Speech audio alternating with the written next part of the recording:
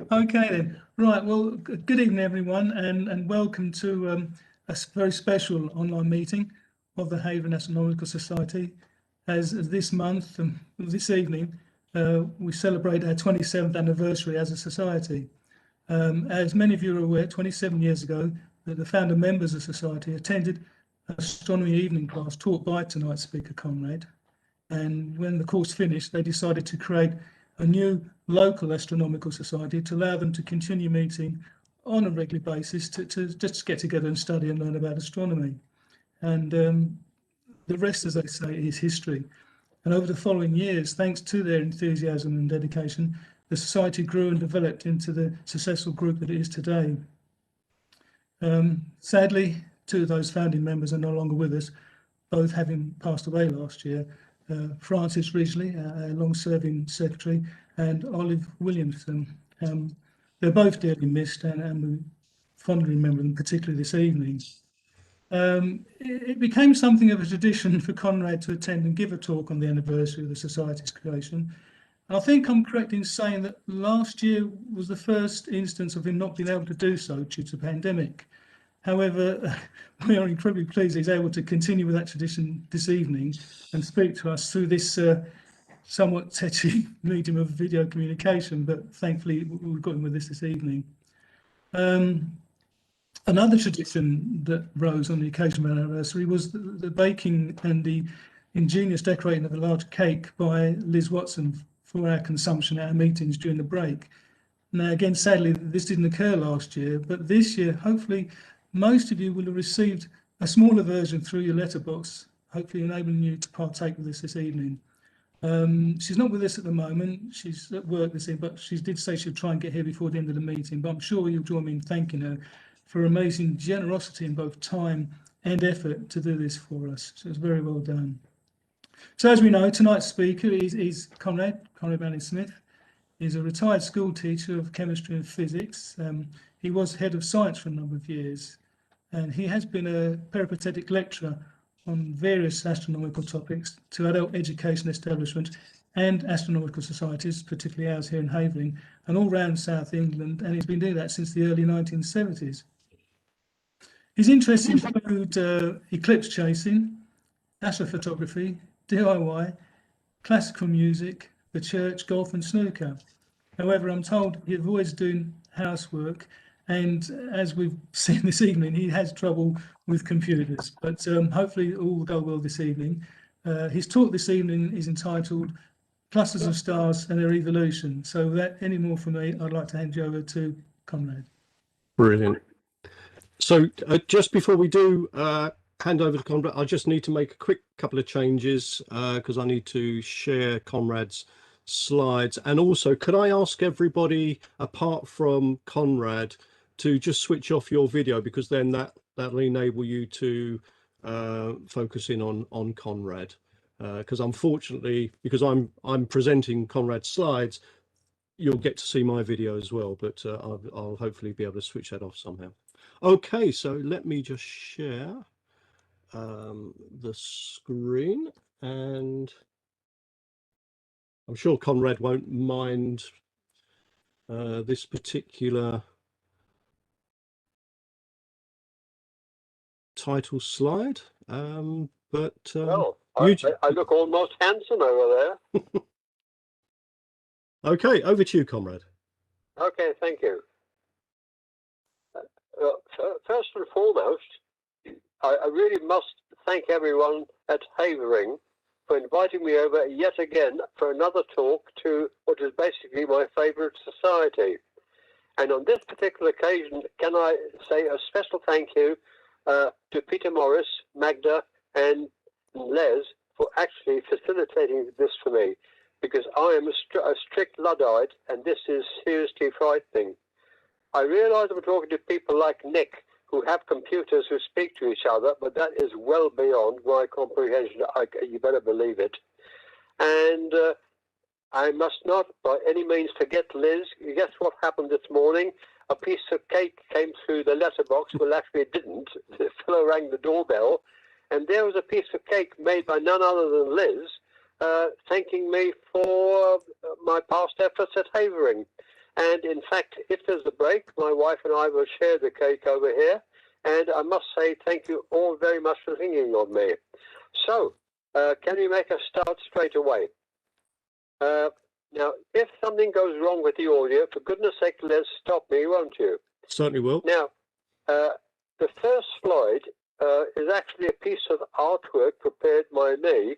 And as you can see, I'm not qualified as an artist of any kind whatsoever. But this particular piece of artwork is supposed to be educational, and it encapsulates basically what I'm going to talk about. You will notice that really I've color-coded it. Blue stars are the young stars, and red stars are the old stars. Now, when I say young and old, blue would be millions of years old, and red would be billions of years old. And that is basically the difference.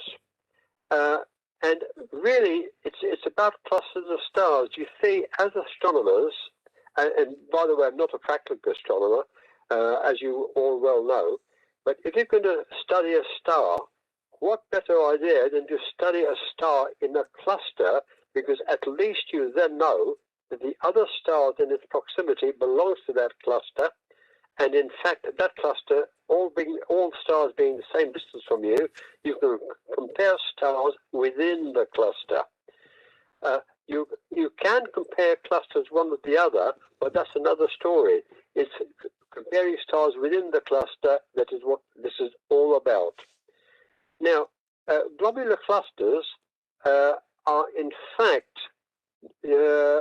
as old as the galaxy itself, if you like. That's making it a bit simple. But you see in this particular diagram you're looking at, this is not a scale diagram, of course. You see in purple, I have the circled Earth in the middle of, shall we say, the galactic plane. And notice the dotted line is an extension of the Earth's equator. Now, looking north, that is from the northern hemisphere, you're not going to get a very good view of the center of the galaxy, nor indeed are you going to see too many globular clusters.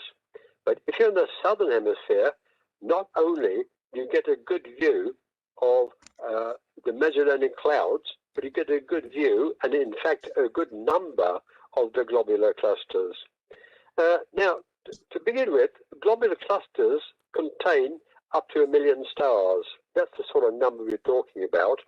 And a long time ago, it is possible that there are thousands of globular clusters going in and out of the galactic plane. You see, really, the spiral arms go around in one plane, basically, but the globular clusters are in and out like bees in a hive. And over the millennia, some of the globular clusters are, in fact, dismantled by the gas and dust stuck on the galactic plane. And so we are down to actually about 170 globular clusters that we can look at. Open clusters are far more numerous. Oh, and you have noticed in this particular diagram, I've called them galactic clusters. That is a bit of an out-of-date term, nowadays referred to as open clusters. But those two names are synonymous. So there we go. Now, it refers to, shall we say, in globular clusters, it's got RR Lyra stars in it. And the blue stars contain what is called classical Cepheids. Those are the only two variable stars I want to refer to this evening, otherwise this makes it a very long talk indeed. So if you can keep that in your mind, that actually is basically what we're going. Now, our next slide is M87 and attendant globular clusters. And this is, as you know, a giant elliptical galaxy about 55 million light years away. And you see on the extreme left of the photograph, there's a star with a blue halo, which is a local star. There are other local stars as well, and you will see some spiral galaxies in the distance beyond M87. Now, M87 is a pretty amorphous elliptical galaxy, and you will notice thin points of light symmetrically dotted about on that particular galaxy. Now, you might suppose those are stars. They are not. They are individual globular clusters. Each dot of light you're seeing, which admittedly is 55 million light years away, each dot of light comprises up to 1 million stars. That is a globular cluster seen at a distance. And I thought myself it'd be educational to look at that particular slide. Now, our next slide.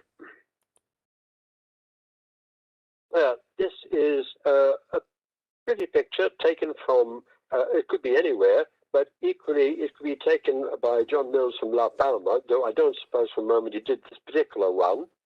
But it shows Mars and Saturn in the frame of view, and to the bottom left of Mars, there's the globular cluster M22, which actually is the third brightest of the globular clusters that's visible to people in the equatorial regions and in the southern hemisphere.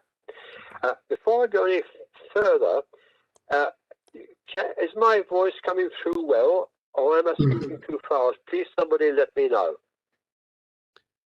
It's coming through perfectly through my phone, and I hope if somebody could just open their audio channel briefly and just confirm that you can all hear. Yeah, it's all good. It's all good. Good. You're fine, Konrad. Yes. In that case, I shall carry on. Now, this is the sort of photograph that might be taken by someone with a camera fitted to a telescope, in other words, a telephoto lens. And I think this is a rather picturesque and beautiful image, the sort of thing that Nick Germanic might do, as a matter of fact. Moving on to our next slide.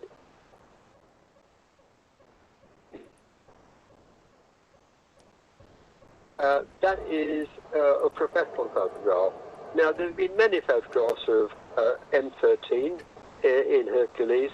It's, shall we say, our largest globular cluster in the north, visible from the northern hemisphere, and it's very easily recognizable because the better photographs, such as this one, has got that sort of three-bladed propeller design almost flat in the middle of it, and that's a giveaway. Now, if you look more closely at that particular diagram, you'll notice some stars are orangish as opposed to bluish. And we need to explain what's going on over here for a start. Now, presumably, and this is a valid presumption, if you have all the stars in a cluster, presumably they were born at the same time ago. They're all of the same age. We know they're all the same distance from us, but we also know they're the same age. In which case, why are some of the stars different colors from others? Presumably, they should all be the same color. Well, that, of course, as you well know, is much too simplistic, and there's a good reason for it. Moving on to our next slide.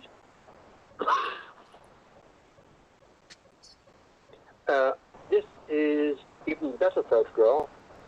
This is now M2. Oh, may I just interrupt? I've seen David Hollander, and very welcome, David. Glad to see you on the screen. I remember you well, of course. Now, M2 in Aquarius. And sorry to interrupt. Sorry to interrupt, Konrad. David, yeah. Would you be able to just switch off your video? Oh, how do I do that? No. You stay on, Konrad. I'm just asking David to. That's it. Carry on, Konrad. Sorry. Okay. Yep. Oh, right. Okay. Fair enough. Now, this is a professional photograph. Very likely a Hubble image, actually. It's magnificent. And this globular cluster distinctly shows the difference in colors between the stars. And I will reiterate yet again, we are looking at a very symmetrical conglomeration of stars, which gives us a hint that this must be pretty old. Moving on to our next slide. Now, this is the photograph actually I took for myself. The photographs that I've done are all emulsion photographs, by the way, and the vast majority of them have been done in La Palma. And I recollect doing this many years ago, And again, for cosmetic reasons, I photographed this while Jupiter was passing it in between the Hyades and the Pleiades. Now, up to now, I've just talked about globular clusters as a cluster of stars. Well, at last we get an image of an open cluster, and probably the most famous one of the lot is the Pleiades, the top right-hand corner, and of course the Hyades, the other side of Jupiter. May I just remind anyone that Aldebaran, which is much nearer to us than the rest of the Hyades, is yet another open cluster. Oh, thank you for that. Someone's got an arrow they pointed at it. That's good. That's lovely. Now, the Pleiades are about 500 odd light years away, but the Hyades are only about 120 light years away. So we're not going to compare them because clearly they're different distances, but the Hyades stars can be compared with each other, and the Pleiades stars can be compared with each other. Now, let's develop that particular theme to our next slide. Just about everybody has taken a photograph of the Pleiades, and certainly this is not my photograph. Somebody's taken it who's obviously an excellent astrophotographer, and I thank them for this image. You'll notice that the stars seem to have, they're sitting in a blue fog. Now, as it happens, that blue fog, the stars are not actually in the fog.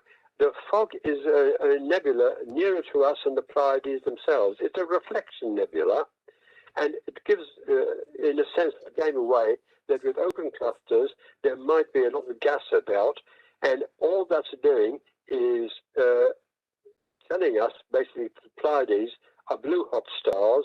In fact, as you know, they are B-type stars, and that reflection nebula gives the game away. The Pleiades, they're quite a few million years old. We'll come to that in a moment. But as I say, just about everybody has photographed that. Next slide, please. Now, this is more educational, actually. Now, this was taken from my friend John Mills of La Palma, uses M4, sorry, not M4, his Genesis refractor. It's a 4-inch Genesis refractor. This is the constellation of Puppis, which is somewhat to the east of Sirius. And you will see in the middle of the slide, there is a cluster which actually is M46. And top right of that is M47, which is another cluster. And this underlines the fact that although you can compare stars within M46, you can hardly compare it with M47 at the top right. You can see, just by looking at it, that it's different. And, excuse me, my tablet has just fallen over, as it will happen. Yeah, yeah, here we go, that's fine. Now, to give you an example, straight away we can deduce that we can't even say they're the same distance from us, which is true. Like, for instance, M46 is about, I would say, 1,000 odd light years away, and M47 is 1/4 of the distance. You'll also perhaps notice that M46 has got many more stars and of a different color to M47. On that note, we shall move on to the next slide.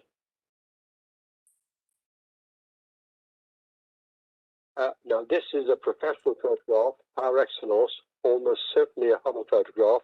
Correct me if I'm wrong, but this is your friend and mine, HI Persei, the double cluster in Perseus. Now, it has to be a very good photograph to show the colors of stars in Perseus, and this slide has done it.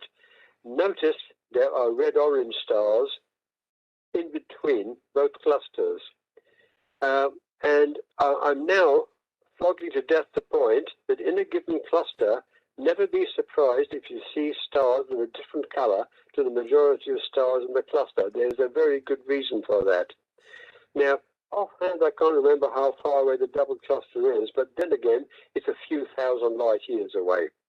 That indeed is a beautiful slide. I'm very grateful to the professional who photographed that. Moving on to our next slide. One of my favorites, going into the southern hemisphere of change, is the jewel box cluster, right next actually to the Southern Cross. Now, photographically, you'll be forgiven for thinking that the brightest stars there are the blue stars, but optically, the opposite is true. The red star in the middle of that cluster, in fact, is Kappa Crucis, which visually is brighter than the blue stars, which only goes to show something that you probably know already, that photographic brightness and visual brightness are not quite the same thing. But there again, that gives us yet another lever on how there's been a difference in how the stars have grown up from their birth. I reiterate yet again that any given cluster, you must expect the stars in that cluster to be of the same age. Moving on from that, our next slide. Now, this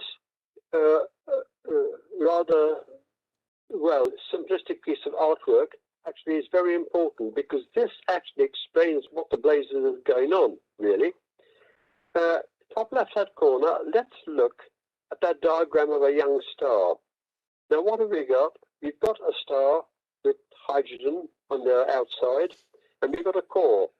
And when the star is young, in the core, we have 4 protons, and at that temperature of 15 million Kelvin, the 4 protons have been converted to helium nuclei, alpha particles. Can I say now, it's not hydrogen being converted to helium, because that implies atoms. In the core of a star, it's plasma. They're not atoms, they're just the nuclei of those atoms, really. Now, that is what a sun-like star might be doing.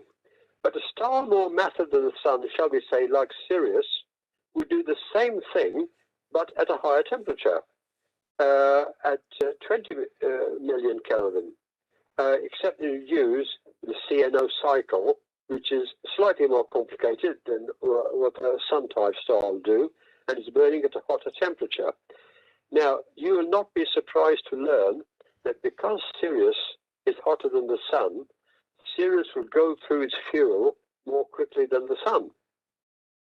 And this will apply to any star. The hotter a star is, the more quickly you expect it to use up its fuel. We all know that a spadeful of coal stuck into a furnace is going to burn up in a matter of seconds, and yet a red hot piece of coal will be an ember overnight in your grate at home. It's the same kind of logic.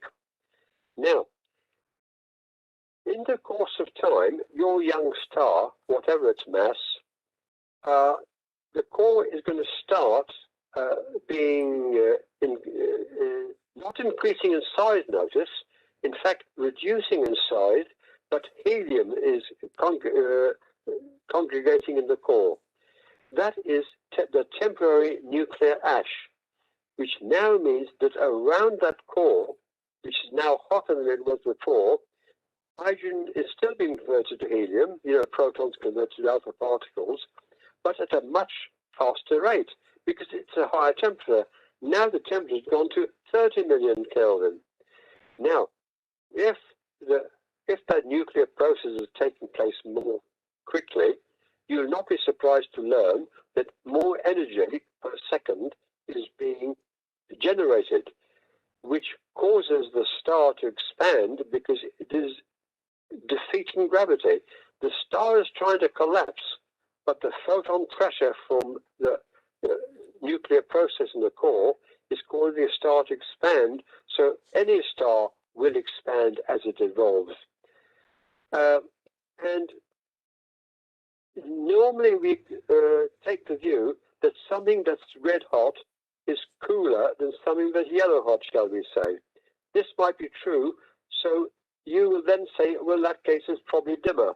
Not really, because if you work out the surface area of the red star, or the red giant star, or any red star, if the surface area is much bigger than the yellow star, you will get more light from it. And generally speaking, giant stars and supergiant stars for a given distance will appear much brighter indeed. And you'll see that in the course of time, your evolving star will turn into a red giant. I'm now talking about a sun-type star or a Sirius-type star. And look, our core has now got smaller. So although there's more and more helium gathering in the core is getting smaller. Therefore, it's getting denser. Therefore, it's getting hotter because of gravitational reasons. And therefore, the hydrogen is turning to the helium at an even higher temperature, which is why the red giant is the size it is. It's just expanding. And in the course of time, and this won't happen to the sun, but a star like Sirius, you'll get what's called the triple alpha process, where 3 alpha particles will give you a carbon nucleus, which is, oh, that's another story altogether. We won't develop that theme, but just to show that that is the next stage of the evolution of the more massive stars. So that piece of artwork actually is central to what I'm talking about.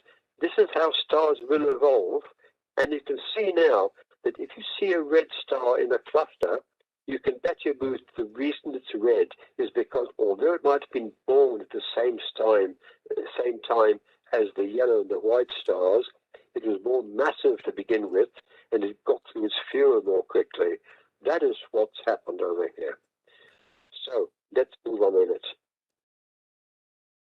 to our next slide. Now, this might seem like a digression, but it isn't really, because on the extreme right of that image, you see the globular cluster 47 Tucanae, which is about 15,000 light years away. And to the left of it is actually a galaxy, the small imaginary cloud, which is 200,000 light years away. And loosely speaking, it's a cluster of stars. All you can say there is that at that distance, every single star or cluster stars inside that galaxy is the same distance from us. And so therefore, if you like, it is a stellar nursery, a zoo, not a nursery, a zoo. At the top left-hand corner, you will see a pink region with some very hot stars are causing hydrogen to fluoresce. There are globular clusters embedded in that particular photograph, open clusters, novae remnants, supernovae remnants, you name it, it's all there. Our next slide will make that point a bit clearer. And here is what I'm almost certain is a Hubble image. And we can see what's happened here. Embedded in that pink cloud, that pink is exactly what you might expect of very young stars burning very hot. They'll be O-type stars, and at that kind of temperature, 35,000 Kelvin, it'll cause the hydrogen to fluoresce. Now, in any star that's less hot than the O-type star, won't do that. Like in the Pleiades, we had that blue nebulosity because the Pleiades are not hot enough to make hydrogen fluoresce. But these stars are O-type stars embedded in that, and this is what hydrogen is doing. So you can bet your boots, after what I've said already, that that particular NGC 346 isn't going to last very long. If it lasts 1 million years, it's doing well. Next slide, please. Another piece of artwork, and this is surprisingly important. Not because I did it myself, it's just that it's educational in a manner of speaking. Now, we all recognize the Hertzsprung-Russell diagram. Stars at the bottom right are red, hot, cool stars. They last forever, basically. And the sun is that little dot with a circle around it in the middle of the yellow stars. And it's luminosity 1. The temperature is just over 5,000 K. And look, it's still on the main sequence. Going towards top left, I've drawn it as a straight line, but of course nothing as easy as that, is it? Notice the stars are getting hotter and hotter. And let's now look at the double cluster. We have blue stars that have only just evolved off the main sequence. Now, how can a star be as hot as that and still only just be off the main sequence? It means it must be very young compared to the other stars in the main sequence. And when they do their calculations, these clever astrophysicists, they work out the double cluster in Perseus is no more than 1 million years old. which actually is quite young. Now, if you follow that around, there's a dotted line going across to H Chi, the top right corner. Now, there's no stars in the middle. You shouldn't be surprised, because H and Chi are actually supergiants. What that tells us is this: once a star starts evolving, it goes like the clappers. It goes through its life history or life cycle very quickly indeed. And look, in the double cluster in Perseus, the red stars you find are clearly much more massive than the other stars in the double cluster, and they've whipped through and they've left the main sequence long ago. By the same token, the jewel box is 14 million years old, because look, they've started evolving at a rather cooler part of the main sequence. And taking that idea down the scale, the Pleiades is the next youngest. It's 125 million years old. Then we have the wild duck. The Hyades, notice, which I've already mentioned this evening, they are older than the Pleiades. They're about 6 times the age of the Pleiades. And it's not altogether surprising they're more spread out. Now, what is interesting is when we get down to M67, which is really an open cluster, it's 4 billion years old. That open cluster of stars has started evolving well outside the main sequence. And look, it's gone on towards the giants, the red supergiant stage. Now that tells us something. We are seeing that the older the stars are in a given cluster of stars, the more stars you will find that have evolved off the main sequence. Taking this stage further, we can now reach a conclusion. Perhaps our next slide will make the matter clearer. Next slide, please. Now, I'm grateful for this photograph of a typical globular cluster. It doesn't matter which one, because actually they all look the same. Remember I said at the beginning, these things are about 1 billion years old, of the same sort of age as our galaxy. Notice there's a plethora of stars in the red and oranges, just as many stars in the yellow in the main sequence, and then there's fewer stars having evolved off. Then they go up to the red giants. Look, they are cool, but they're very bright, which tells you there must be very extended atmospheres. They are red giants and red supergiants. No, actually, red giants in the globular cluster, yes. Then what happens is the stars start heating up again, and therefore contracting, if you like, and there appears to be a gap, and then the stars get very hot, get blue hot, purple hot, and they work their way down, and they finally become white dwarfs, but more on that later. Now, ignore that blue circle in the middle of the diagram. That doesn't concern us this evening. But the turn off means what it says. That's where the main sequence turns off and involves, in fact, the evolution of stars. So now we move to our next slide. Another artwork by yours truly. Here we have our main sequence. Red dwarfs, they'll last forever. They'll last for billions of years because they're small and red and cool, and they're burning up their fuel at a very slow rate indeed. Then you reach a sun-like star. It is a temperature between 5,000 and 6,000 Kelvin, the surface temperature, of course, and has a luminosity of 1 unit, solar units, of course. And then look, the yellow, it turns off, then becomes red giants at the top right-hand corner, and then it starts coming back again. Now, the important thing about this particular artwork is that we come across a region called Aurora Lyrae. Now, what's special about them? Well, something extraordinarily special, because when you look at your typical globular cluster, and there's many to look at, you can find sun-like stars. Let's face it, all you have to look at is a star that looks yellowish like the sun. You also have to look at its spectrum And the solar spectrum is a giveaway of the kind of star the sun is. So you're going to find dozens of sun-like stars.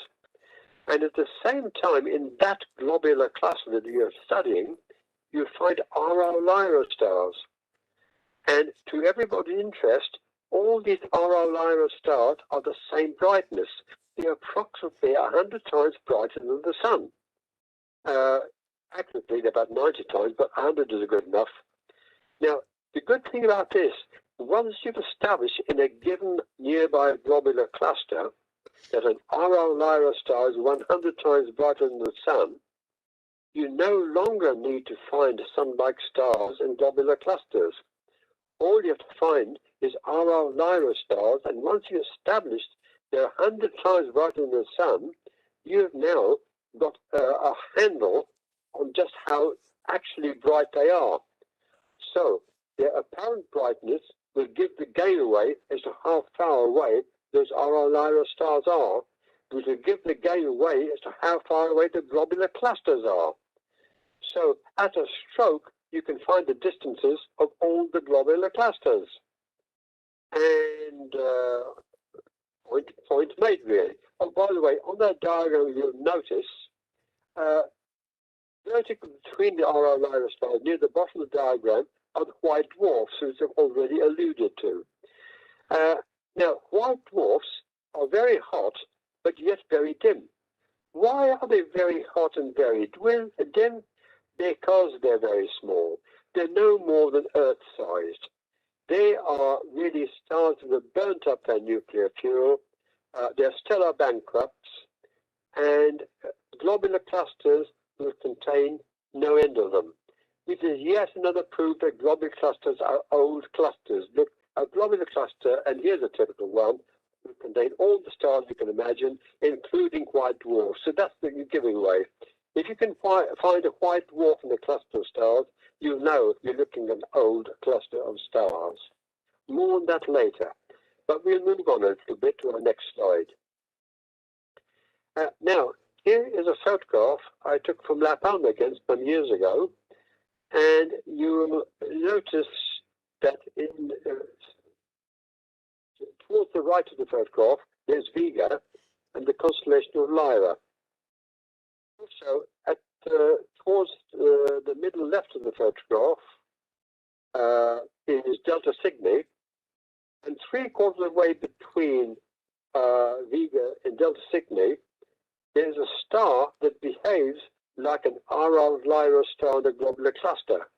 Now here I'm putting the cart before the horse, because I bet some of you have been wondering why RO Lyra stars are so called in globular clusters.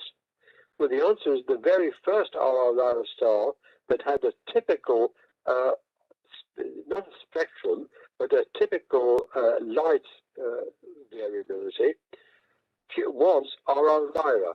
And actually, it's on that slide. This, by the way, is an emulsion photograph, and take my word for it, but I can get down to 10th and 11th magnitude on this photograph, which means that RO Lyra is quite easily visible. Now, I don't have a pointer, but I can see it quite easily on my tablet over here. If I had a laser pointer and I was Havering, I'd do that now, but I don't go bother. However, that is the sort of sky that you can get from a place like La Palma. Our next slide is actually a duplicate of the previous slide. It's supposed to be a telephoto image, but something went wrong with the memory stick, so we can ignore that slide completely. It just shows the same stars, and we can forget about that. Oh. Just a little trick. Is it possible? No, not possible. Well, I tell you what, you're very near our Lyra. I've looked at this so many times, I know exactly where it is actually, but I don't think we can realistically expect anyone to pinpoint it over there. But that particular star, our Lyra, has a certain kind of optical profile when you study its luminosity, which gives the name to the class of stars that behave like it. Can I just say that an RO Lyra star has a period of less than a day, and the spectrum varies from F to A, and that is the giveaway of the kind of star it is. Moving on to our next slide. Now, here's yet another piece of artwork. Now, notice an A star like Sirius, you can see on the left of that spectrum, magnesium plus. Now, for a star to have magnesium plus in the spectrum, it's going to be hot, an A-type star. Directly you come down to an F-type star, magnesium plus doesn't exist because the star isn't hot enough to ionize magnesium. If you want neutral magnesium, you've got to come down to a G-type star, which is what the sun is like, and there you have the triple line of magnesium in the middle of the green. So I need hardly accentuate the importance of spectra in astronomy, but this is the sort of thing you're looking for. When you're looking at a globular cluster, you'll try and pick up the magnesium triplet, and you'll try to pick up the absence of the magnesium in stars that are slightly hotter, and you've got your star that you're looking for. Moving down. By the way, on that particular spectra, you see K-type stars, which is the sort of star that's evolved. More lines appear because the stars are now on the surface cool enough to allow molecules to appear, and certain other lines that otherwise wouldn't appear at all because the stars are too hot, really. Moving to our next slide.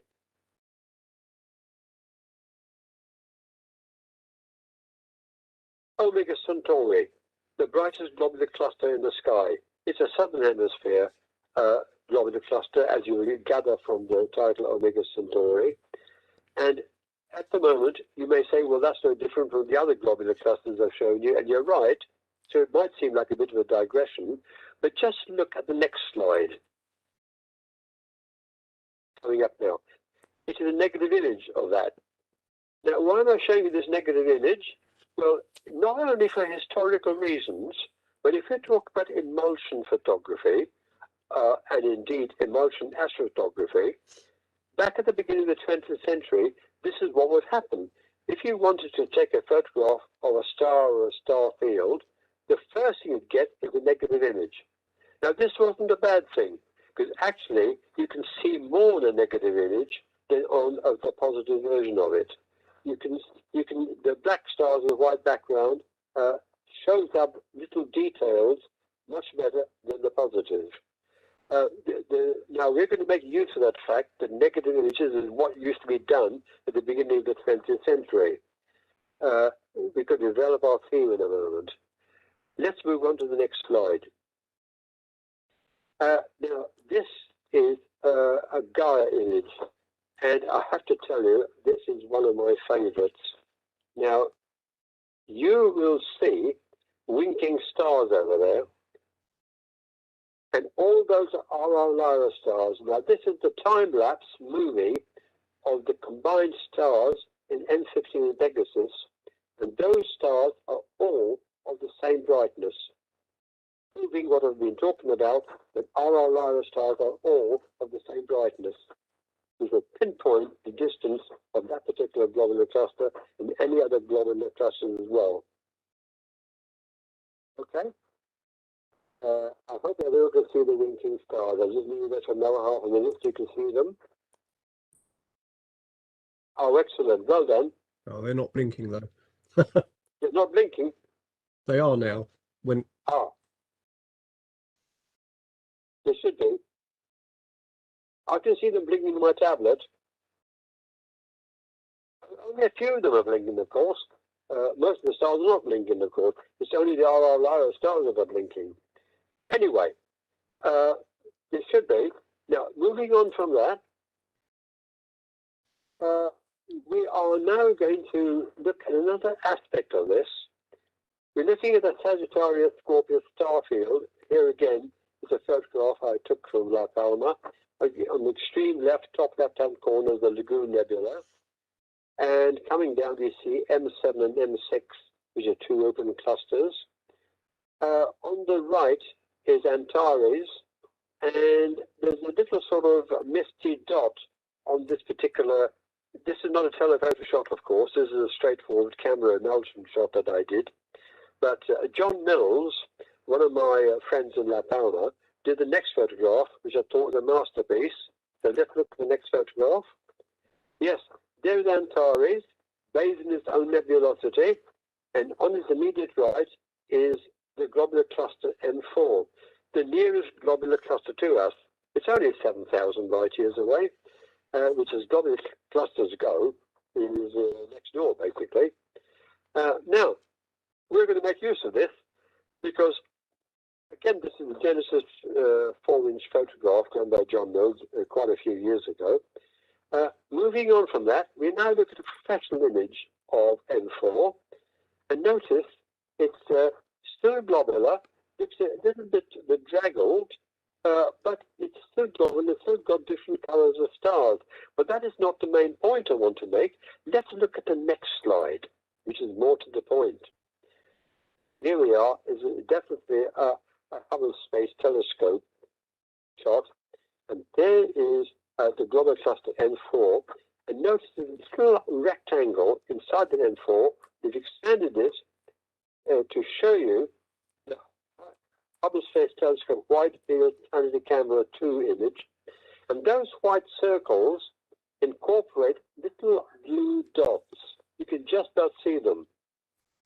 Now remember this, those little blue dots are the same age as the much brighter stars you can see, but in fact they're hotter. So why are they hotter and yet such a low luminosity? Well, the answer is obvious. They are the white dwarfs I was banging on about. They are Earth-sized, they're burnt-out stars, and they'll stay burnt out for a long time to come yet. One may wonder why it is that when a star burns out, it just doesn't burn out and be done with. And the answer is it stays a long time for a very good quantum reason. And our next slide should make that clear. Consider your typical white dwarf star. It's about the size of the Earth. It's frightfully hot. We're talking about an A-type temperature, much hotter than the sun. Now, these people, Pauline Heisenberg, came up with, well, I'm not going to say what they did because I think you already know actually, but we're talking about quantum physics over here. Now, electrons are fermions, and it transpires that if you squeeze electrons into an ever-decreasing volume, you're forcing electrons together. Now, all electrons are negatively charged. I appreciate that. So you may say, well, of course, if they're negatively charged, they will repel each other. But no, that isn't the reason. It's just that electrons exert degeneracy pressure, nothing to do with their charge, because neutrons do the same thing and they're uncharged. But when you get down to the sort of density of a white dwarf star, which is about 5 tons per cubic centimeter, those electrons refuse to be squeezed down any further, and they keep that white dwarf from collapsing any further. It's exerting a degeneracy pressure. Degeneracy pressure is just a jargon word, actually.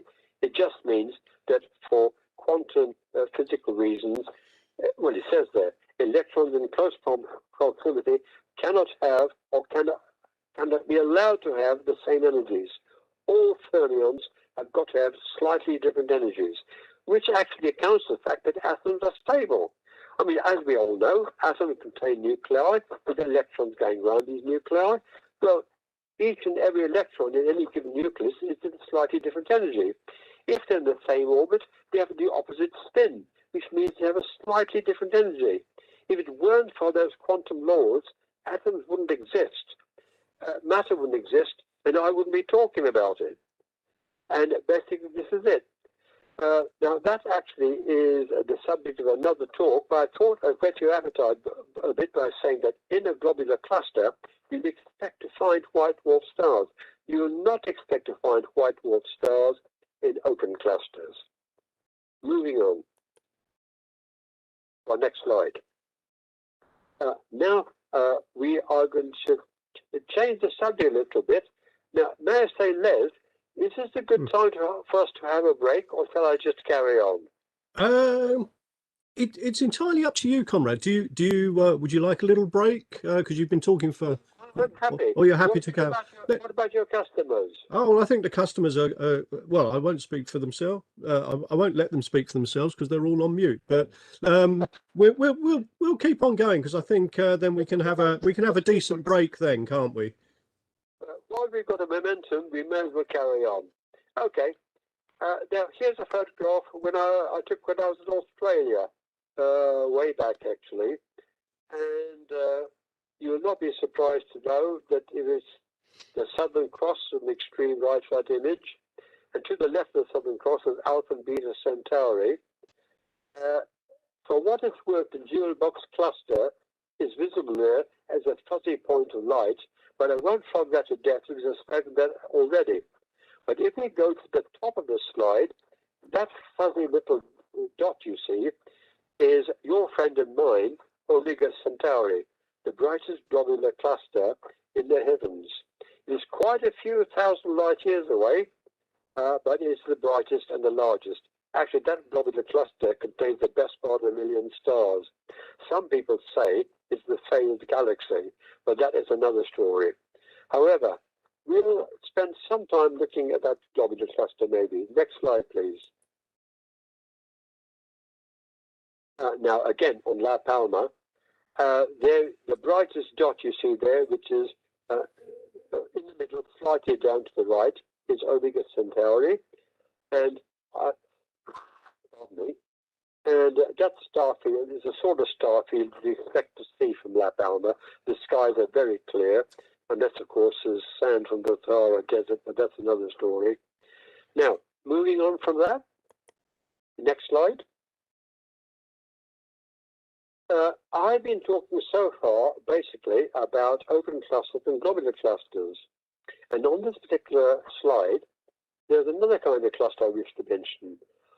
On the extreme right, you will see 47 Tuc, which is a globular cluster. It's about 15,000 light years away. And it's got nothing to do with the object immediately to its left, with a small imaginary cloud, which is 200,000 light years away, which itself is actually at the same sort of distance as the large imaginary cloud. Now, you and I know that a galaxy is a zoo of stars.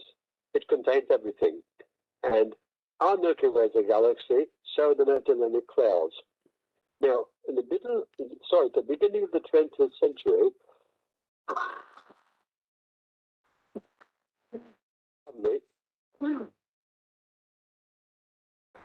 work was done largely from the Harvard astronomical section. And I think the next slide might make the point a bit clearer. Next slide, please. Oh, yes. I was very lucky, by the way. A certain person down in Australia, a professional astronomer, took this emulsion image of the imaginary cloud and passed the original to a certain Norman Fisher, who passed it on to me. So I'm the proud owner of an original photograph taken by the Anglo-Australian telescope, but that is another story. Our next slide is a high-resolution photograph of that. And believe it or not, what you're looking at there is a cluster of stars, every kind of star. Notice you've got pink regions, which are very hot stars embedded in hydrogen. You have got globular clusters. I could point them out to you, but there are specks on this. We need to look at the magnified image, which I have acquired, and the next slide will show you that. There it is. Now, believe it or not, as you look at this on the screen, every single dot that you see is actually a giant star of one kind or another. At that range of 170,000 light years, the sun would not appear on this photograph. Remember, this is an emulsion photograph, a modern emulsion photograph. So we're looking at giant stars there. Any pink region you see will be even hotter stars than that. And at the top left, that S-looking nebula you see, there's a star called S Doradus, which can be 1 million times brighter than the sun. That, by the way, is a slight digression, doesn't concern us at the moment. But I will say this, and this does concern us, some of the blobby things you see there, not all of them, but some of them are indeed globular clusters. And if you look at the middle of the slide and work your way halfway to the bottom, that blob you see in the middle bottom of the slide, in fact, is a globular cluster. Yes, that's it, that's the one. Now, the next slide will show you a Hubble photograph of that. And it looks, do you not agree, typical of the sort of globular cluster we might see in our own galaxy. And I'm sure you're not surprised to discover that globular clusters are ubiquitous in all galaxies. You just have to be near them to recognize that particular fact. And look, we have our red stars, and no doubt we have our white dwarfs. And those red stars are highly evolved stars, you see, and there's plenty of them to a particular globular cluster. And this is the beauty of the Hubble Space Telescope. It can actually do these photographs at a range of 170,000 light years. Anyway, thank you, Hubble. So we move on to our next slide. Now to the point. It was spotted by astronomers in the beginning of the 20th century that if you want to study stars, by all means look at clusters, because that is the best way, because at least you know they're all the same distance from you. And a certain Henrietta Leavitt decided to study this cluster of stars. She did not know it was a separate galaxy, but she didn't mind about that. She wasn't working on 47 Tucanae, which you can see as well. She is concerned with what appeared to her a cluster of stars. She had no idea how far away that cluster was at the time. We are talking about the beginning of the 20th century. But she got her astrophotographers to go to the southern hemisphere and take many, many photographs of that particular object. Now, I'll say this. Henrietta Leavitt, our next photograph will show us who she is, hopefully. Next slide, please. No, it doesn't. Oh, that's irrelevant. Yeah, that's just another globular cluster. We move on to the next slide. Yes, Henrietta Leavitt. She was not an astrophotographer. She's an astrodetective. Now, the astrophotographers are the people who did black and white plates in the southern hemisphere.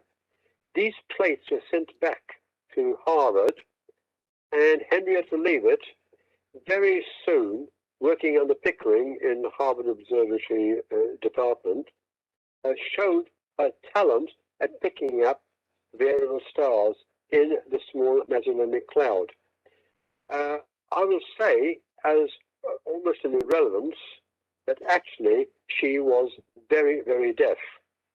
In a moment you'll discover why I said that. But move on to our next slide. Now,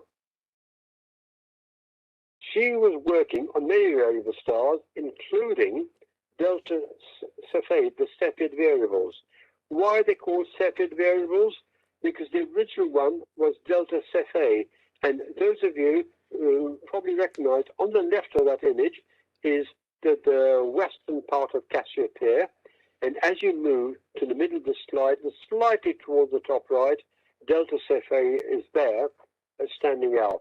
And Delta Cephei has a very interesting light curve. Our next slide will show us what's going on. Now, we have the sawtooth curve.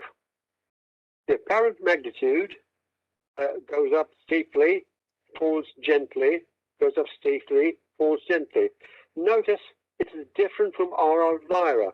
RR Lyra is the same sort of thing, but its period is less than a day. With these particular stars, it was about, in this particular case, 5 days. Now, in some textbooks, they're talking about absolute magnitude. I don't know why they say that, because when it's done historically, they had no idea of the absolute magnitude. It's a small limb, it's apparent magnitude. Now, John Goodricke in 1784 was probably one of the first guys to spot this. And may I say that he was also very hard of hearing. The coincidence is uncanny, really. And it transpires these delta Cepheid stars, they are approaching us. This particular one, delta Cepheid, is approaching us at 10 kilometers a second, which means that if you look at a second graph, its rate of velocity varies from 0 to minus 20. So minus 10, the midpoint, is while it's approaching us. Minus 20 is when the surface is approaching us at twice the speed as the rest of the star. So clearly the thing is expanding as it's getting brighter. What's happening there involves a lecture lasting half an hour. But just to say that this is what Cepheid variables do, and Henrietta Leavitt was onto it. So let's see what she made of this. She used this overlap technique. Now, you remember I mentioned to you a few minutes ago that in the old days, when we did module photography, use negatives. Well, the negative would come back, and there is the original negative, the top left-hand corner, and I have drawn in, notice my brilliant artwork, 7 black dots, and beside the dots imply the brightest of stars.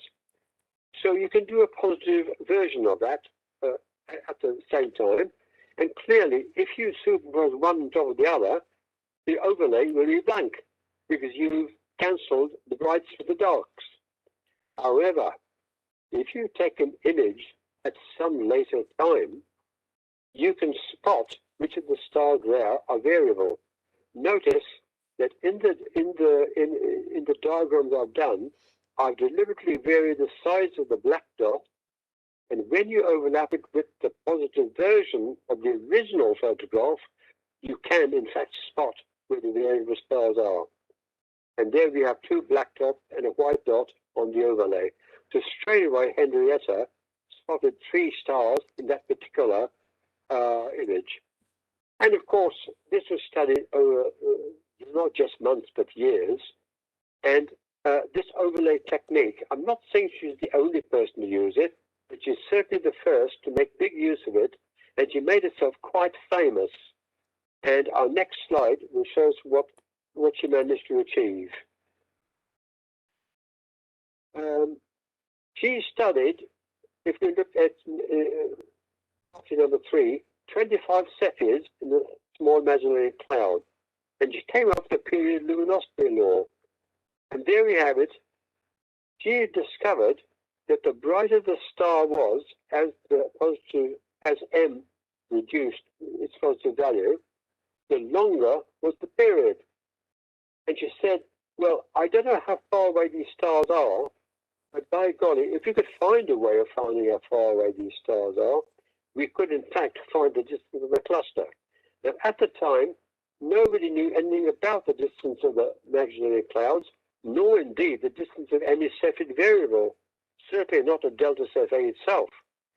So time moves on, and our next slide will show us the next move. Again, when I was in La Palma, I know I keep talking about La Palma, but that actually was a great place. Nick Zemanek, of course, will know La Palma well. He came with me on the first occasion. Good luck to you, Nick. And this is the photograph that I did for the Sirius and Puppis star field many years ago. You'll see Sirius in the top right-hand corner. And if you come to the bottom left-hand corner, I don't expect you to see this, but there's a special star called RS Puppis. And the next slide will show us what there is there. Then you see those 2 tick marks, and it's pinpointed that star, which in fact is a Cepheid variable. And you may say, what's important about that? Well, let's look at our next slide. This particular Cepheid variable, RS Puppis, by pure good fortune, is embedded in its own nebulosity. And you can see it is actually embedded as opposed to being a reflection nebula, because as the nebula gets nearer the star, its color changes. The Cepheid is a very hot star, and it's ionizing different elements in the star cloud. Look, it's glowing blue near the star and green as you work your way out. And the beauty of this is that as the Cepheid gets to the brightest pulse then works its way out at the speed of light across your line of sight across nebula. And if you work out how long it takes that pulse to reach outside the nebula, at a stroke you can work out what the actual size of the nebula is.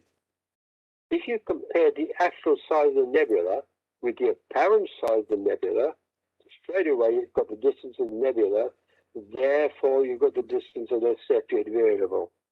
And although there are other ways of finding the distance of Cepheid variables, this was really a punchline, because having thus found a distance of this Cepheid variable and comparing it with the other statistical methods of finding the distance of Cepheid variables, they can now pinpoint the exact absolute magnitude of Cepheid variables according to their period. You see, whereas RR and IRA stars have all the same absolute magnitude, Cepheid variables have got different magnitudes according to how long the period is. Now, the brightest Cepheid variables have got a magnitude, this particular one is 5,000 light years away and has a period of about 40 days. And that makes it a standard candle. And you can see Cepheid variables out to goodness knows how many million light years. Eventually, supernovae take over from Cepheids. There's plenty of Cepheids knocking about. And of course, Edwin Hubble worked with Cepheid variables, we all know that. Can I say as an afterthought, that using 20th century technology, Henrietta Leavitt did not photograph or see any RR Lyra variables in the imaginary clouds, but in 1951 it was photographed, but that's using modern technology. So whereas she was working in Cepheid, which is a much brighter, such as this one is, RR Lyra was part of Henrietta's work. And that, I would say, concludes my presentation of star clusters. Thank you for listening. If you're still listening, I think... Conrad, I think we're all spellbound. I'm going to just stop sharing here. Invite everybody to, you should be able to unmute yourselves. And let's show Conrad our normal, vote of appreciation for what a fantastic... I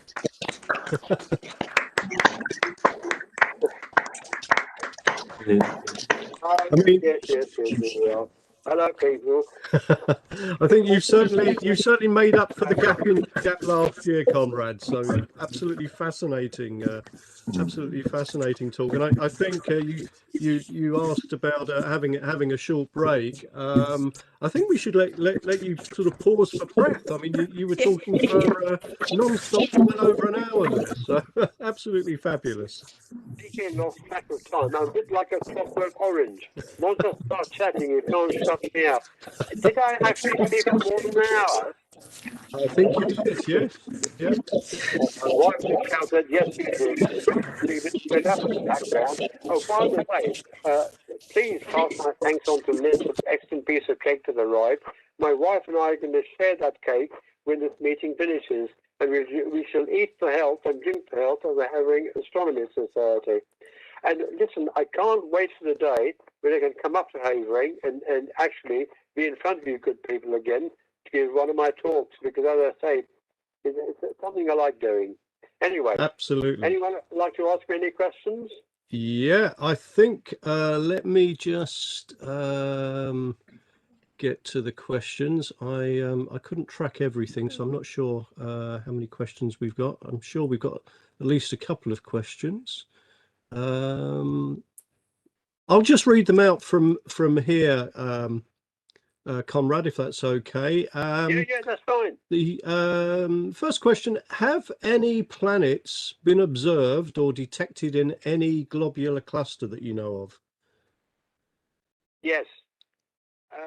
As it turns out, now I don't know which one it was, but yes, it's an M4. That's right. there's a globular cluster, and they found a white dwarf and a pulsar. Oh, did I say yes? I should have said no. In a yes, I threw myself there.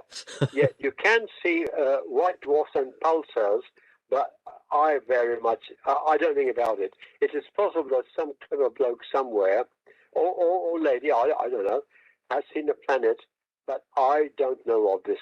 I don't know of this at all. But I do know that the pulsar has been detected in M4.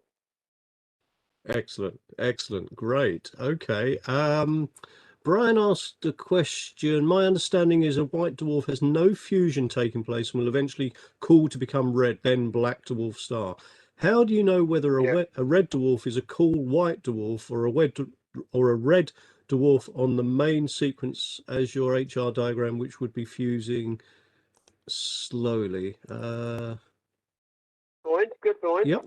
Now, if you remember, a white dwarf is actually very hot and Earth-sized, and has a completely different spectrum to what you might expect from a red dwarf.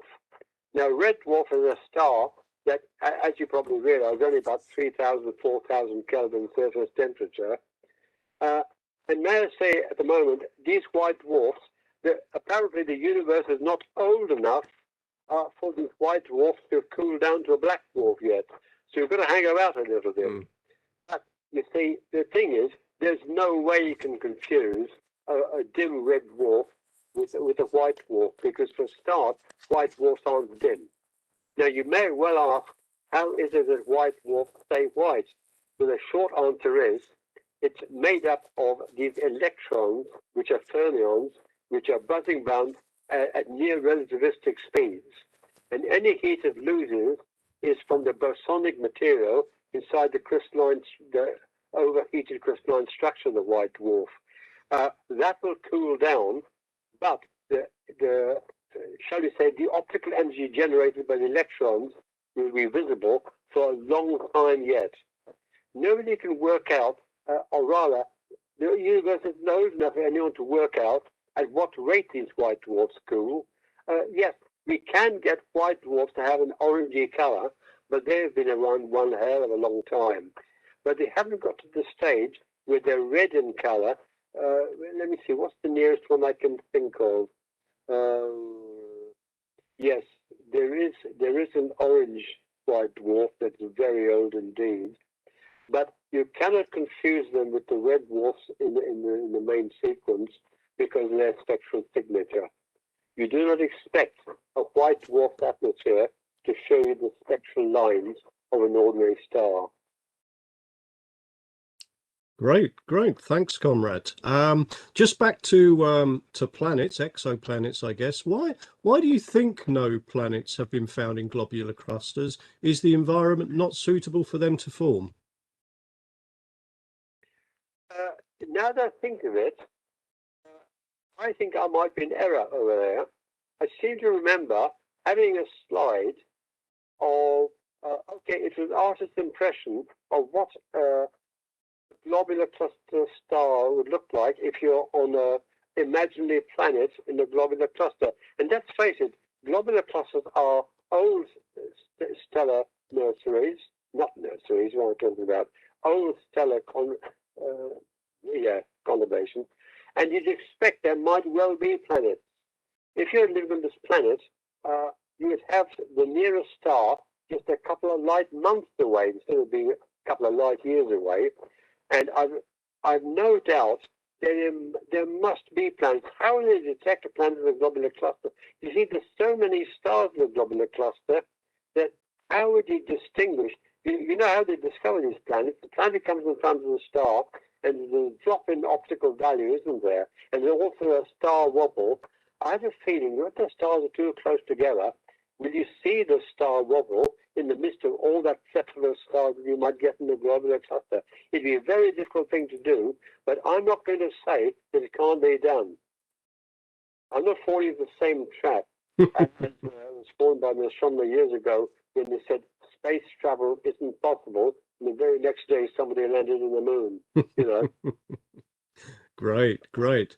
Conrad, I think unless anybody's got any questions that you want to ask Conrad live, I think perhaps we could give Conrad just a few minutes to.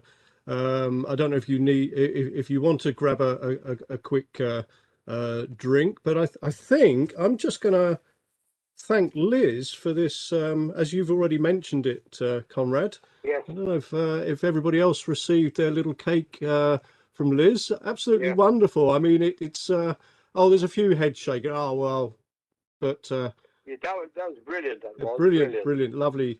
I haven't yet tried it, but I'm gonna try. There we go. A few people holding it up. If I may, I'm not. Liz. Thanks, Liz. Can Where you is she? She's gone all shy. There she is. There's our cake maker. Oh, Liz. Thank you. Good. Don't think I was on Liz's list, but if she has sent me one, it's at home because I I'm did. currently in South Devon. Ah, right. Oh, okay. So Sorry, you better repeat that because I didn't hear that. He's Clive said he's not at home at the moment. He's in South Devon, so he'll Okay. have to get his he was hoping to have his cake and eat it, you see. Yes. Right, please. Yeah. Yeah.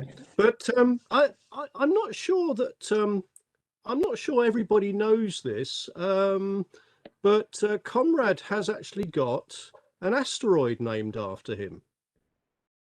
I'm not sure if everybody knows that one. And a friend of mine happened to take an image of it a few years ago, and I thought I'd. You may have seen this already, Conrad, but for the benefit of the others who didn't know that you had a actually. who didn't know that you had a I'm sure you knew that you had an asteroid named after you, but it's it's actually 10381 Malin-Smith, and this was actually imaged or observed by Guy Wells, who's quite a prominent asteroid hunter, shall we say, or near Earth object observer. And he captured this on 17th of October 2016, and it's that little blob right in the center of the screen there. In fact, in the slightly enlarged image, you can see it there. So that's winging its way, I'm guessing, through the main asteroid belt at the moment. And if I can make the magic work, we can actually see just where, because I put it into Stellarium, and this is top left hand corner 10381 Malin-Smith, and it's in the constellation of Pisces at the moment.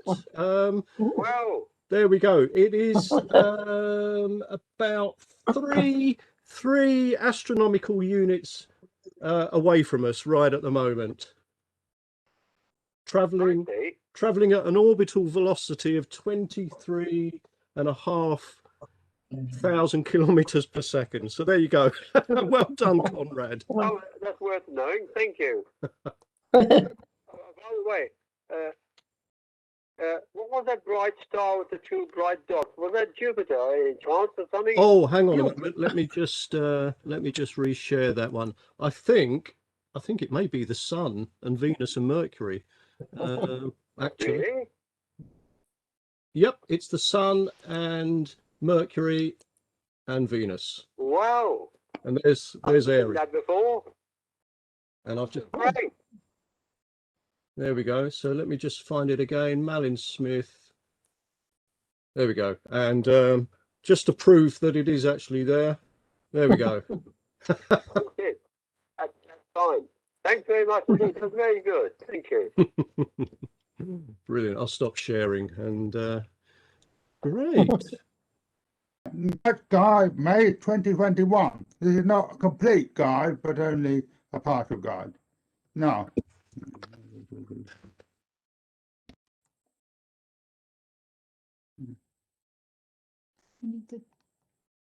Sorry, we're just trying to. Okay. Yeah, right. No, I'm trying to get back.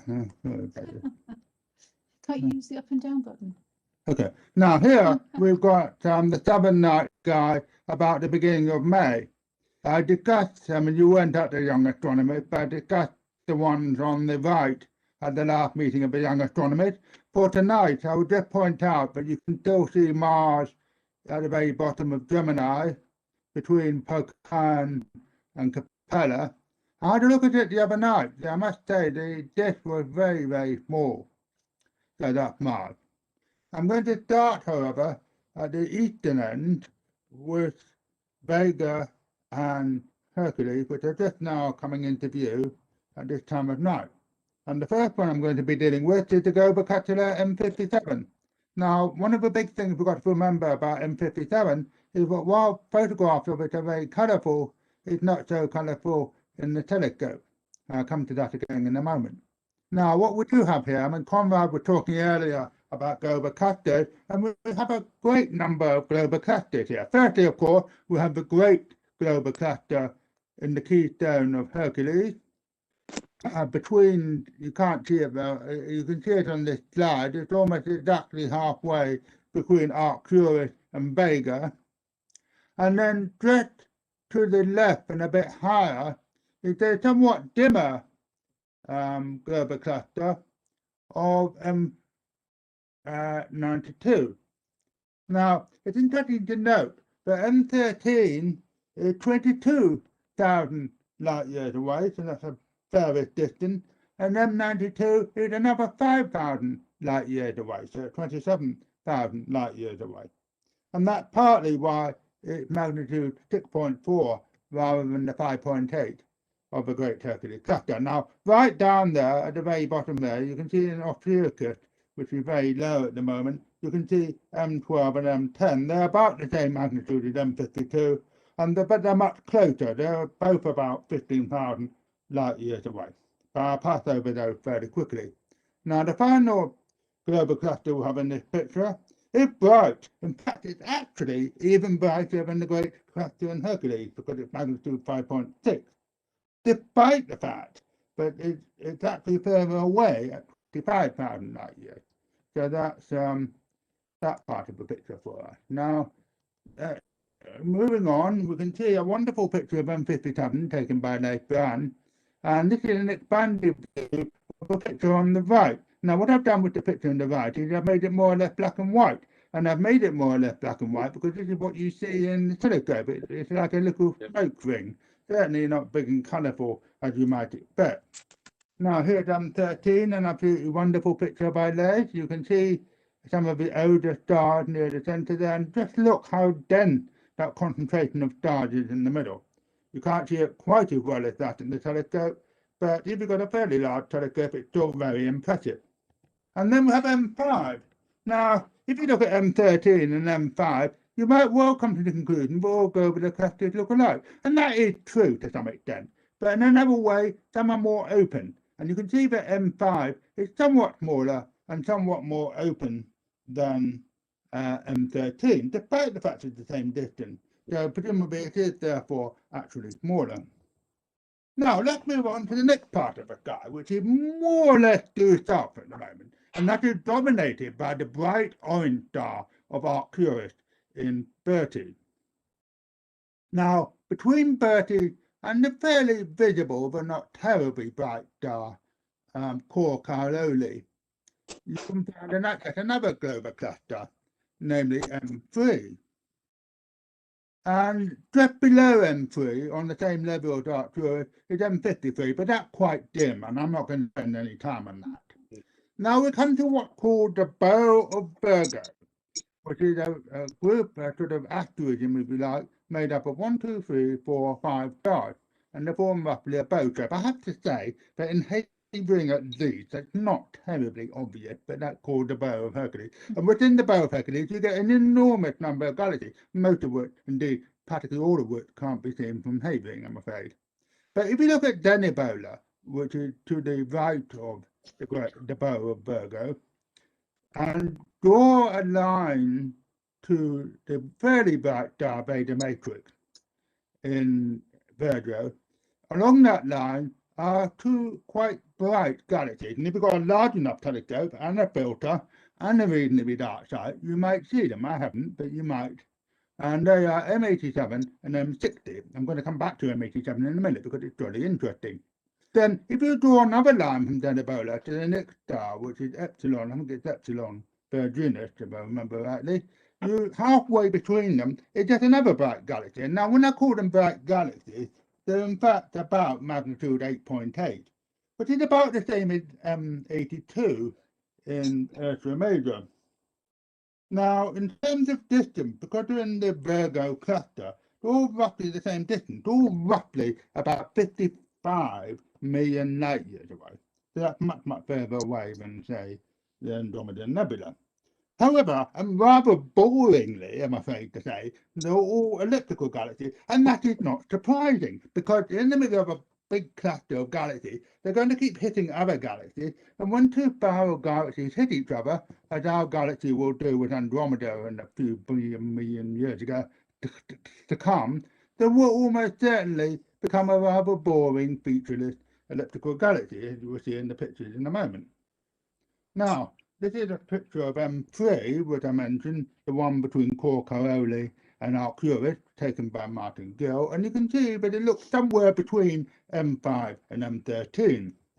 Now, we'll come to a picture of M60, the first one of the galaxies I mentioned, with a much smaller galaxy called NGC 4647, and below it, another elliptical galaxy called M50. Now, from this, you can draw the general conclusion, which is perfectly true, but all elliptical galaxies look more or less alike.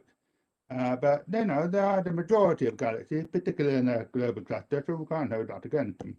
Now, here we have an absolutely wonderful picture of M87, just taken, I believe, a few days ago by Leif Brown. And unfortunately, sorry, Leif, but we can actually, if you look very, very hard at the picture, you can, in the middle of a picture, just make out the famous jet streaming out of M87. So congratulations, Leif, on getting the jet. And once again, you can see it's an elliptical galaxy.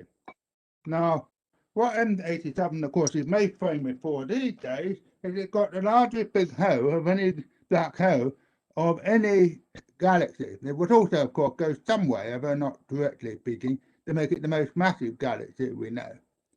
And this is the very famous image by the Event Horizon Telescope of the of a black hole shadow. And obviously, this is not a picture of a black hole, but it's a picture of its shadow, the area, if you like, which is sort of cut off by the black hole. Incidentally, it's not a donut. What's actually happening is that the disk lies behind us, but that is the power of gravity around the black hole, but it's actually pulled up. So it looks like we're seeing it edge on, you know, face on, when in fact we're actually seeing it more or less edge on. Okay, now the final part of the sky I want to look at tonight is around Ursa Major. Now, I mentioned Carcaroli, and Carcaroli is a lovely white and blue double star. I've looked at it a couple of times recently, and it really is lovely. Now, we also have two very famous galaxies in that region, namely M101 just above the handle of the plough, and M51 below the handle of the plough in the direction of Corcaroli. Now, personally, I've tried to look for these several times with filters and whatnot, and all I ever see is a little blue-red blur. But that might well be all you can see around here, and so don't expect any great expectations with those two galaxies, big and famous though they are. Now, we come to another lovely double star called Mizar. Now, Mizar, you can actually make out with the naked eye if you've got quite good eyesight, and if you haven't got good eyesight, you can certainly make it out with binoculars or a finder telescope. And that is the wide pair of Mizar and Alcor, which in fact even the Arabs knew about. The Arabs knew that there were two stars very close together there, although of course they had no concept of a double star, far less even a binary star. Now, but Mizar had another little surprise, because Mizar itself is a double star, a fairly close but not fairly easily separable double star, and it is the double star where the magnitude of the two stars is the brightest known. There are brighter double stars, I mean obviously Sirius is a double star, but no other double star has two stars which are so bright.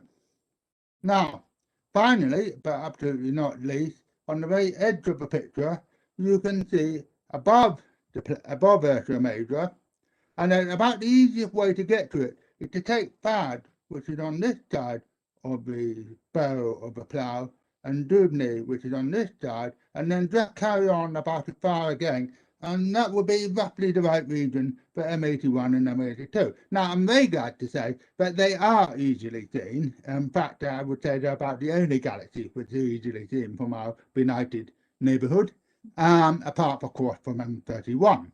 I've seen them myself, and in fact, a few years ago, I was even able to see the supernova in M82, the so-called Cigar Galaxy, because it's a tremendous star-forming region.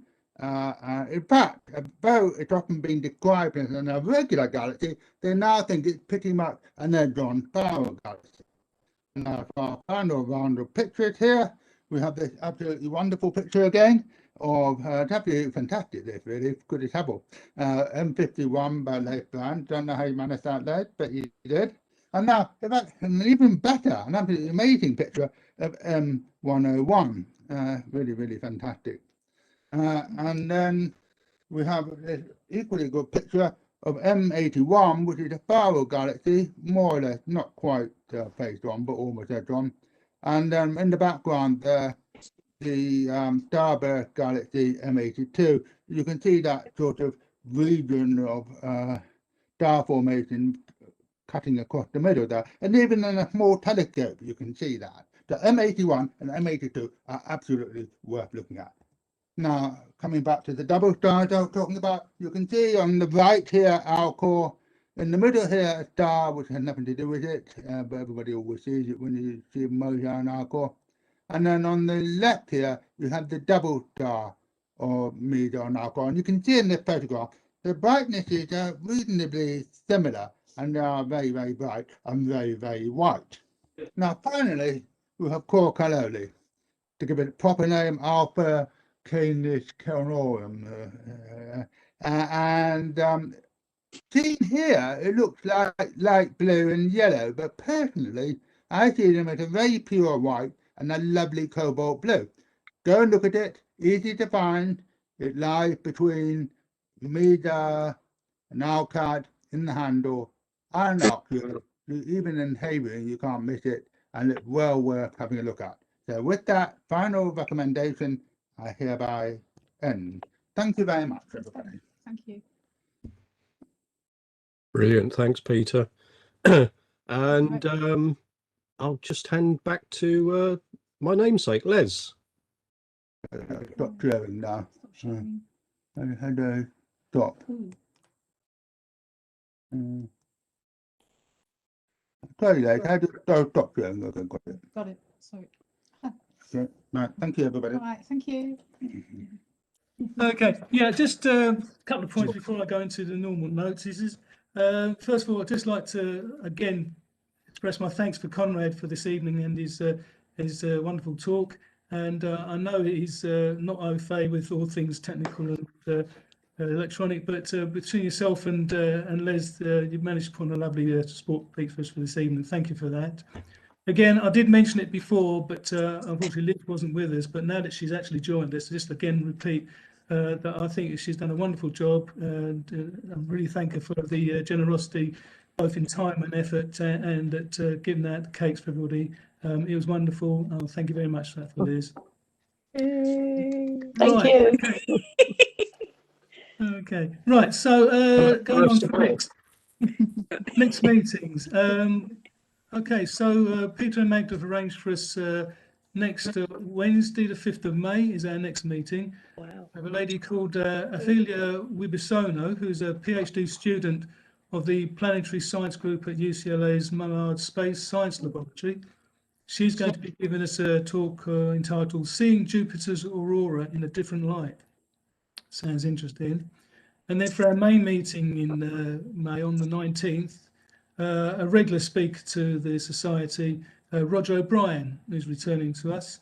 And his talk is entitled The James Webb Space Telescope, on track for a Halloween launch. I don't know what the inference is there, but they'll give us up-to-date information on the next big space telescope. So again, things to do whilst you're on lockdown, hopefully for not much longer.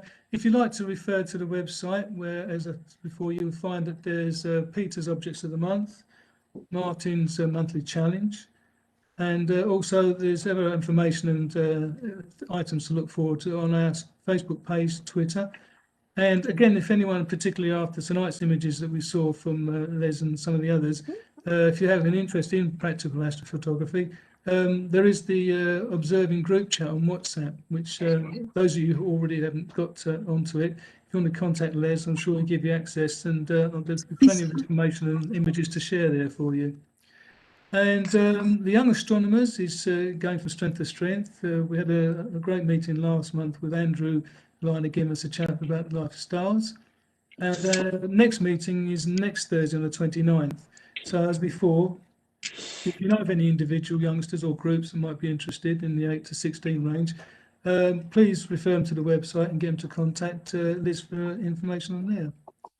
So that's it for notices. And those of you that haven't already partaken in the cake and drink whatever, by all means enjoy it. And that's it for me. And unless there's anybody else wants to raise some items, whatever, it's open for free chat and conversation.